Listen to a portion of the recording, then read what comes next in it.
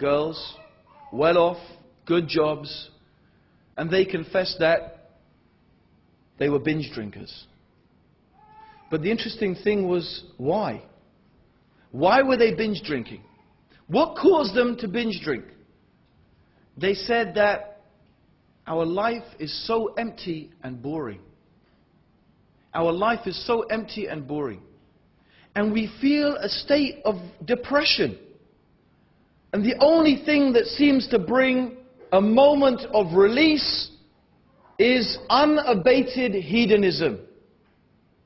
Meaning just indulging in our passions and our desires and doing whatever we feel like, and then for a moment we get a relief.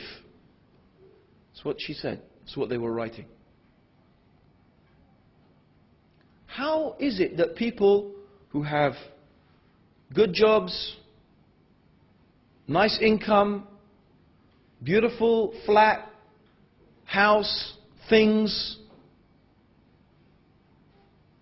they have all the food they want to eat, they're clothed with what they want to clothe themselves with, how do these people feel therefore empty and depressed?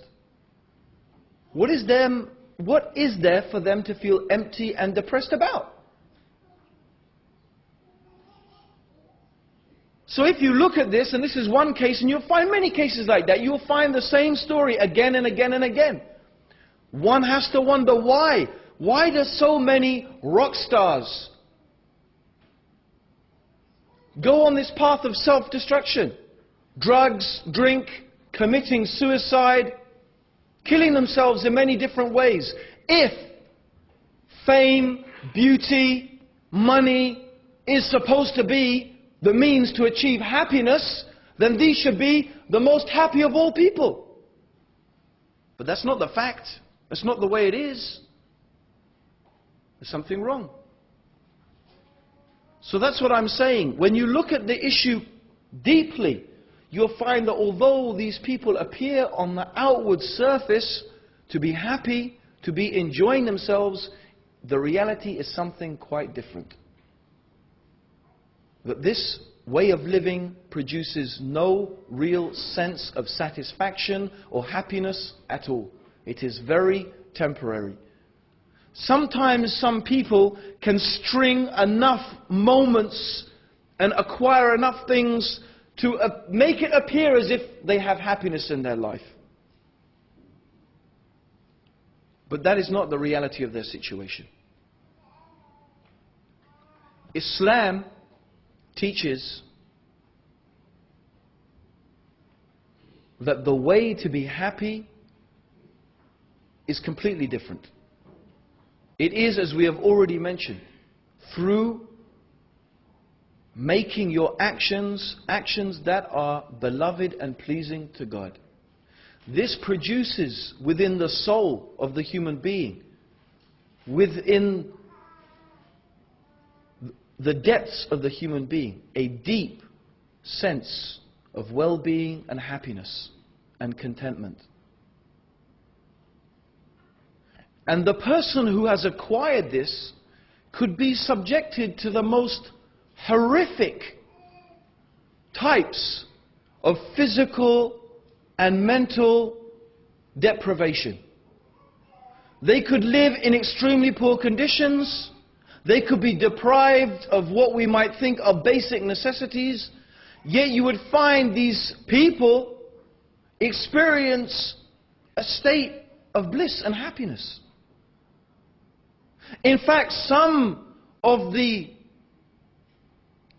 those Muslims and some of those people who have embarked upon the spiritual path, if we want to call it, have put themselves in a situation where they are deprived of many of the so-called physical necessities, because they consider them to be, in some respect, an impediment, a barrier between them reaching that state of true bliss and true happiness that comes from being a complete and true worshipper of God.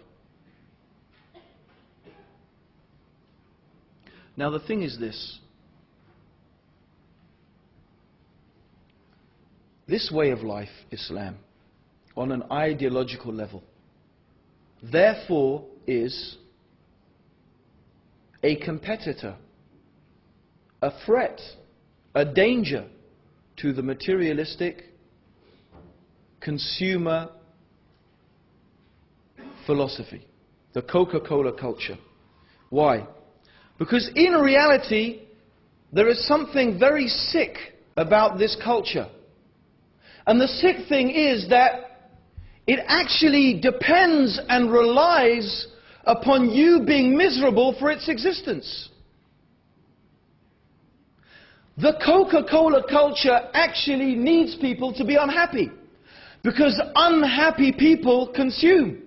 Unhappy people need to fill their miserable lives with fashion, music, the fantasy of Hollywood, drugs, alcohol, sports.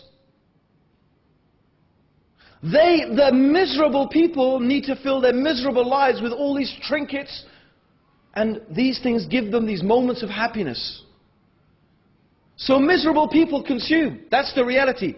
It is not people who are deeply content and feel a deep sense of well-being and happiness internally. No, these people are not good consumers. These people don't care whether they have this or they don't have that. If they have it, they're happy. If they don't have it, they're happy. It's the same to them. This is actually the state that the Muslim should be. If we have material possessions, we thank Allah and we are happy. If we don't have it, we still thank Allah and we're still happy. So how do you persuade people like that to consume? These are not the people who will be buying your products, buying your magazines, listening to your music, going and seeing your movies. They're not good consumers. Therefore, the reality is that these people ideologically, and in fact even economically, they are a threat. Because their whole culture and society relies upon people being miserable, depressed, and discontented. So a way of life that is going to give them peace and tranquility and happiness, and you don't have to drink a bottle of Coca-Cola or go and watch Steven Seagal kill 1,000 Muslims to make you happy, right? Okay? Or you don't have to listen to some music or go to some rave and dance all night to make yourself feel good. You don't have to go and buy some Gucci, Armani, Pierre Cardin, Chanel No. 5, whatever, right? Because, it doesn't bother you. These people are not good consumers. In fact, that is a direct ideological threat. It is a direct ideological threat. So what we have to realize here is that there is an ideological battle. Many of us, we haven't, as Muslims, and non-Muslims as well, normal people, we haven't realized that.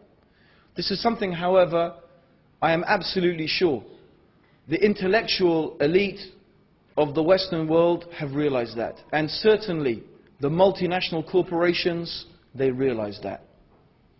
They see that threat. And this is why Islam really poses a threat. It doesn't pose a threat to the normal people living in the world, not at all. In fact, quite the opposite. It is the means to human beings achieving true peace, true tranquility, and true happiness. But it is a threat to the vested interests of a few people. Not only that, but because Islam is not a religion that is based, or is not a way of life or an ideology that is based in the material,